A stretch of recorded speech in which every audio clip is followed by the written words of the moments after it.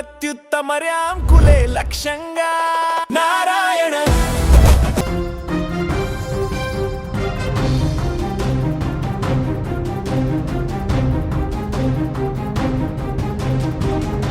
తెలంగాణ మందు బాబులకు bad news. Telangana మద్యం ధరలు పెరగబోతున్నాయా అంటే ఇప్పుడు అవుననే సమాధానాలు వినిపిస్తున్నాయి.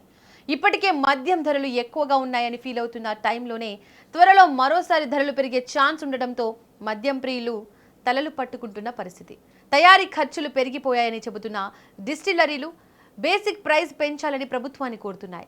ఈ నేపథ్యంలో ధరల సవరణ కమిటీ కూడా కసరత్తు చేస్తోంది. మరి ఇంతకు నిజంగానే రాబోయే రోజుల్లో లిక్కర్ ప్రైస్ పెరగనుందా, లేదంటే ఉన్న రేట్లతోనే సరిపెడతారా? అసలు ఏం జరగబోతోంది? తెలంగాణలో మద్యం తయారీ సంస్థలు తమ ప్రొడక్షన్ కాస్ట్ పెరిగిందని చెబుతున్నాయి.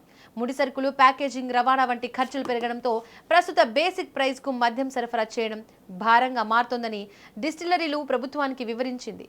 అందుకే బేసిక్ ప్రైస్ ను పెంచాలని తయారీ సంస్థలు కోరాయి. కొన్ని నివేదికల ప్రకారం కనీసం 10% వరకు పెంపు కోరినట్లు వార్తలు వినిపిస్తున్నాయి.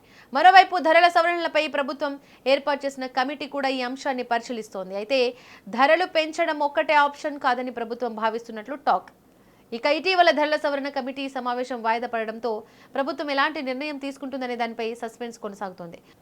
ఒకవైపు డిస్టిలరీలు ధరలు పెంచాలని ఒత్తిడి చేస్తున్నాయి. మరోవైపు మద్యం ధరలు భారీగా పెంచితే వినియోగదారులపై అదనపు భారం పడుతోంది. అంతేకాదు తెలంగాణలో ధరలు పెరిగితే పొరుగు రాష్ట్రాల నుంచి అక్రమంగా మద్యం వచ్చే ప్రమాదం పెరుగుతుందనే ఆందోళన కూడా అధికార వర్గాల్లో ఉన్నట్లు సమాచారం. అందుకే ప్రభుత్వం ట్యాక్స్ రేషనలైజేషన్ అనే మరో ఆప్షన్ ను కూడా పరిశీలిస్తున్నట్లు తెలుస్తోంది. అంటే రీటైల్ ధరలను భారీగా పెంచకుండా తయారీ సంస్థలపై ఉన్న కొన్ని లేవీలను తగ్గించడం లేదా మార్చడం ద్వారా సమస్యను పరిష్కరించవచ్చా అనే దానిపై కూడా చర్చ జరుగుతుంది. ఇక్కడ మరో కీలక విషయం ఏంటంటే తెలంగాణ ఎక్సైజ్ శాఖకు మద్యం ఆదాయం చాలా ముఖ్యమైనది. రాష్ట్ర ప్రభుత్వ ప్రధాన ఆదాయ శాఖల్లో ప్రొహిబిషనల్ అండ్ ఎక్సైజ్ డిపార్ట్మెంట్ ఒకటి. మద్యం కొనుగోలు, అమ్మకాలు, డిస్ట్రిబ్యూషన్ కు సంబంధించిన వ్యవస్థను తెలంగాణ స్టేట్ బేవరేజెస్ కార్పొరేషన్ నిర్వహిస్తోంది. అందుకే ధరలు పెంచితే ప్రభుత్వానికి ఎక్సైజ్ ద్వారా వచ్చే రెవెన్యూ పెరిగే అవకాశం ఉంటుంది.